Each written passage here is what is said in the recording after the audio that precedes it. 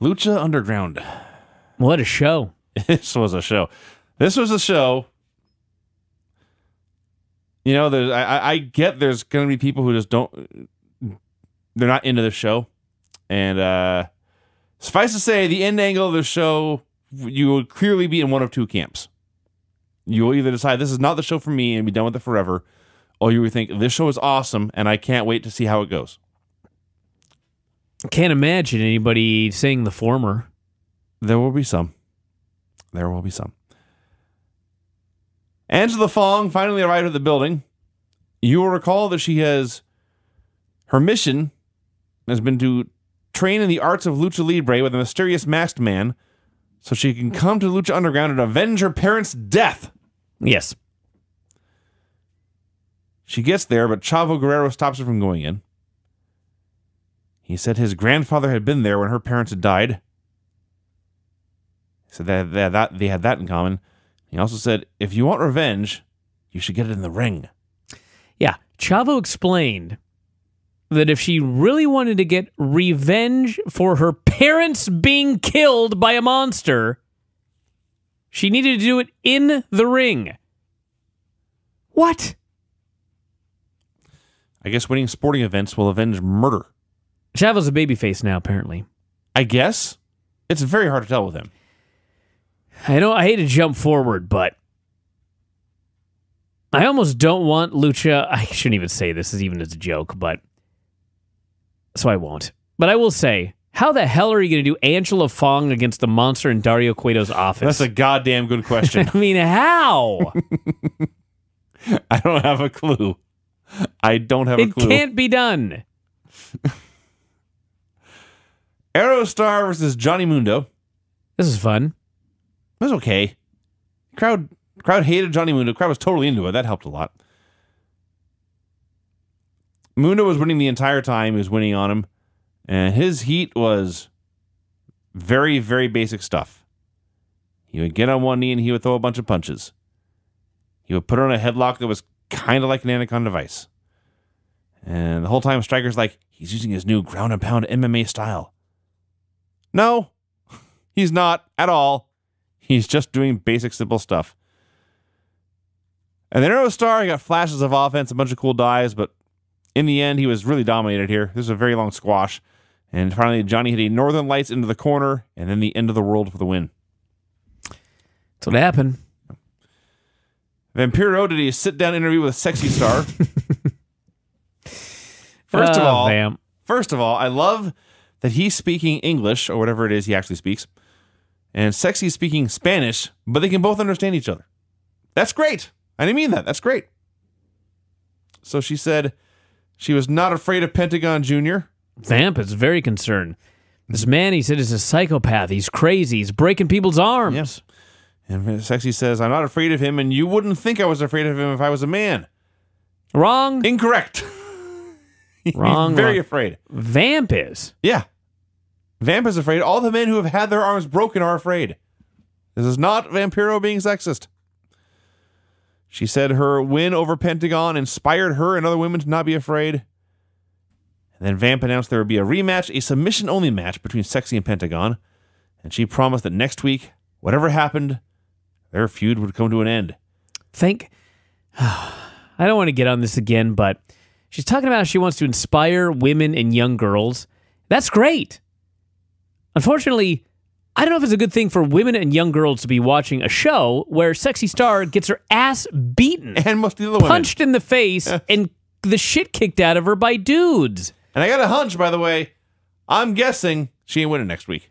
I would bet that she's going to have her arm broken, or she will be desperately badly submitted. Yeah. I did like at the end of this, the last 10, 15 seconds was just Vampiro kissing her ass. Vamp is a pleasant man. The nicest he's ever been. Sure, nice guy. Hernandez versus Prince Puma for the Lucha Underground title. I have a significant complaint about this match, and I will get that out of the way, because otherwise it was very, very good. Hernandez would be on offense, be kicking ass for a while, and then Puma would run wild, and Hernandez would cut him off, and every time he cut Puma off, he was back to being totally fine, like the match had just started. Not selling a bit. Nothing hurt. He wasn't even a little tired, just fresh as a daisy. And none of the offense mattered at all. And it would be one thing if, because they did the same thing in the main event, but Mil Muerte's gimmick is that he's a zombie. He's basically the Undertaker. So it makes sense for him to no-sell everything. Hernandez's gimmick is he's a guy with large muscles. So his complete refusal to pretend that small man was hurting him in any way, that annoyed me a lot. Well, you're right. But, I mean, to be fair, a lot of Prince Puma's offense is he does a flip, he does a spin, you know what I mean? It's not like he dropped a building on the guy. I guess he kicked him in the face a few times. I didn't mind it at all. I thought it was, I just thought it was, they were putting Hernandez over as strong as humanly possible before he got beaten, and that's exactly what they did. Well, that is true. And like I say, this was a very good match. That's my only complaint. And it was also one where the longer it went, the better it got, which is always a positive thing. Or dives aplenty, dives off the balcony, springboards. Puma missed a 630 senton and splatted who was mad on the back. Highlight of this was Conan. Conan was great. Conan was first he would say things like, let him blow up. Yes, that was he's got no conditioning. That was exactly his advice. Those were his exact words. And then which turned out to, by the way, not be true. Hernandez has great conditioning. He let us all know it. And then he was every jiu-jitsu coach I've ever seen at a tournament yelling the most generic shit. Like they're up at the top rope and Conan yells, push him off! Well, he's right. Like when your guy's on the bottom and you're yelling, get up! No shit. Get up, you say. Okay. But yes, Conan was entertaining here. And yes, Hernandez threw his ass all over the land. And there was a spot very early where I think Puma tried a Hurricane Rana. Yes. And Hernandez didn't catch him right. It's not like he caught him, in a powerbomb position. He caught him basically grabbing him at the knees. Cattywampus. Yeah. And it didn't matter because he's so goddamn strong, he threw him backwards over his head anyway. Oh, yeah. That was nuts. He is a very strong man. He's a beast. So after good, 15 minutes of very good action, Puma finally won with the 630 senton. And that was that. I thought this was a hell of a match. I thought all the stuff they did was crazy. Puma at one point got tossed over Hernandez's head on the outside, landed on his feet on their little balcony dealy bob, did a twisting moonsault off. As noted, missed his 630 splash. Hernandez just hitting all of his big moves. There was a spot where Hernandez went for his giant Hernandez. Undertaker dived to the outside, and Puma hit him with a chair shot on the way down. And yes, finally hit the 630 and pinned him. And this was a great match to get both guys over. Hernandez did the clean job, but you know what? He took it to the champ. And he almost had him beat 100 times, and you believed this guy could win. When it was over, you believed, you know what? If they win again, maybe Puma would lose next time. That's how big they put Hernandez over. That's fair. And Puma still beat the guy. This was very good. Main event. That was not the main event. The death match between Phoenix and Mil Muertes. This match was crazy. This is not as good as their last match. This match, I believe, got 2 shits out of Vampiro. At least. 3! There were 3 of them. When you put it that way, it doesn't sound like a positive.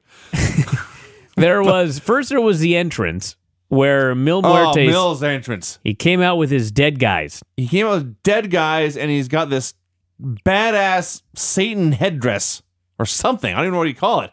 But it looks fucking cool. And he's got 3 dead guys in skull masks behind him. And they came out, and their gimmick was... They're dead. Well, they're dead, but they were following Katrina, who just led them in very slow laps around the ring the entire time. That's right. They are under her control. And the point was, when they first came out, Vampiro revealed that they had scared the shit out of him. That was number 1. Yeah. And then later, Muertes hit a cool twisting chokeslam, and he looked at Vampiro, and Vamp declared, "That scared the shit out of me." So that means there's 4. Because... No, that's 3. There is 3. Because okay. the last one was the big climactic spot when Vamp just screams, "Oh shit!" Yeah, that was for the finish, so or close to it. But Stryker outright said Mil Muertes is a video game character, and even though he is getting beaten up, his life bar is still green. What a geek. Well, it's not wrong. He's not, but come on. Yeah. So they're outside. Phoenix hits this batshit crazy foot stomp off the balcony. I have no idea how they both survived this. And then Muertes makes a comeback. And then he goes all Kurt Angle. He herks Phoenix up into a fireman's carry, and he sprints, and I do mean sprints up the stairs. Oh, yeah. Running with this man on his shoulders. Mm-hmm. He does not stop. He does not slow down. Oh, no. He ran these stairs faster than Vinny could with nobody on his back. Fuck yeah. That is a fact. And they brawled up there for a bit, and they go over to the office where so many guys done dives off of. And then Muertes, was it a powerbomb or a chokeslam? It was a powerbomb. It was a powerbomb. Okay. He powerbombed Kind of. He picked him up like a powerbomb, but then just threw his ass through the floor. The point is, poor Phoenix got slammed through the roof of Dario Cueto's office. I actually don't think it was his office. That's what I thought at first, but it was just like some other platform? It was just the roof. It was an indoor roof that he powerbombed him through to his death. And he then calmly, Mil Muertes did, calmly returned down the stairs. The referee was frantically trying to get the door to whatever this room was open. And they went to commercial. Yeah, they went to commercial. And when they came back, we got the first ever I wrote that too. Replays in the history of Lucha Underground, I believe. Because it was the first time the action had stopped. Because a man was slammed through the roof of something, and it took them several minutes to get him out. So, if we didn't mention, we might have, but when Phoenix went through the roof, that was when Vampiro shouted, "Holy shit!" And then the crowd began to chant, "Holy shit." Eventually, the referee could not get the door open, and so Mil Muertes' undead goons knocked the door down and carried Phoenix's limp body down to the ring. And then Muertes did a very dramatic downward spiral and finally finished this man. With a downward spiral. What a decisive winner. He won. That's for sure. There's no two ways about who the winner was in this match. This is not like the other one where you thought if things had gone a little bit differently, Hernandez might have won. No, if things would have gone differently, would have needed to go differently for Phoenix to have a chance here. If things would have gone differently, Phoenix would have just been buried. Yeah. Luckily, he rises from the ashes. That's his gimmick. It was the man of 1,000 lives versus the man of 1,000 deaths. And for those of you wondering, death trumps life. It is undefeated. Yes. It really is. That is a fact.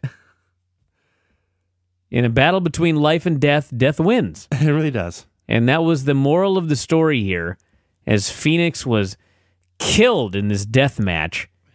And Mil Muertes, I said, you can go back and listen.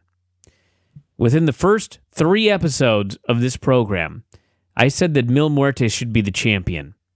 And they did stuff with him, they beat him here and there, and then they got rid of him for a while. But they brought him back here, and in one match, we're back to this man should be the champion.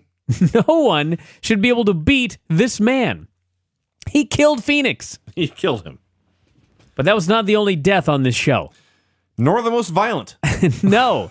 Phoenix got off lucky. All right, so let's get into the good stuff. Dario Cueto is meeting with the crew. It's funny because before this happened, I was like, I didn't see Dario Cueto one time on this show. He is busy. But he showed up with a vengeance. So he lets the crew know, and they had let him down twice now. He would not be embarrassed. There had to be punishment. Sacrifice. He promised. A sacrifice. That's right. He did. You're right. I forgot about that. He said there would be an Aztec sacrifice. That is a fact. He said there must be a sacrifice. Choose. So they had to choose which one of them would be sacrificed. And they looked at each other briefly, and then the two on the outside grabbed the one in the middle, and they're grabbing him. And Cueto says, "Hold his face to the bars." And they hold him up to the cage. And by the way, the whole time they've been talking, we've been hearing scary Darth Vader breathing. I wouldn't call it Darth Vader breathing. It was more like a velociraptor It was breathing. it was animalistic and scary. It was a squatch. It was, actually. So they hold the dude's face up to the bars, and suddenly there is violent shaking. There is blood spattering everywhere. There is screaming. And then it stops, and Cueto let them know that he was not joking around. And that was the end of the show. So yes, in storyline, in canon, officially, on record, Dario Cueto's monster brother took this dude and ate his face. Well, we don't know for sure that he ate his don't! face. He could have clawed the shit out of his face. We don't know if he ate it. He ate his face. It's not canon, you fucker. He did something very, very, very bad, and it was very bloody. His face was there. But he could have just went like, ah! And the next thing we know, his face was gone and blood was there instead. Yeah, he could have clawed it out to death, you know? He ate his face. The point of this is, everybody, I'll say it. I didn't want to say it, but I'm going to say it. I almost don't want Lucha Underground to be renewed because I'm afraid when it's renewed, we're going to have to find out who this monster is and it's going to be a letdown. You know what I mean? Sure. Like, what the fuck can you do? I have no idea. Unless he is CGI. I hadn't thought of that. It is. I was thinking, I'm just imagining like they get some tall dude and they put him in a Harry and the Hendersons costume, you know what I mean? A big squatch costume, and they put claws on it, and this dude just lumbers down to the ring. I mean, you can't do justice to what's in our brains, you know what I mean? It's going to be very hard. How do you build to Angela Fong against his brother? I don't have any idea. This is impossible. I have no clue what the payoff to that could possibly be. I picture the Predator. Yeah. I don't think that's who I'm going to get. I don't know. We'll see what happens. You know what? They must have a plan, right? They must. There must be a plan for Dario's brother, who it's going to be and how they're going to do it. There has to be. I just can't imagine what it could possibly be. Because it was made very clear by Chavo, this has to be done in the ring. Yeah. Dario's monster has to end up in the ring. I picture Mantar. That'd be a letdown. That would be a letdown. That's no lie. He's probably available. Mantar would be a letdown as the brother of Dario Cueto. Hey, I'll give him the benefit of the doubt because they have not let me down yet. But I sure hope it's not a letdown when we finally see Dario Cueto's brother. What if it's like a mini? What if that's a swerve? That would be a swerve. What if it's Octagon Cito or something? Claws on his hands. All right, let's play a quick song.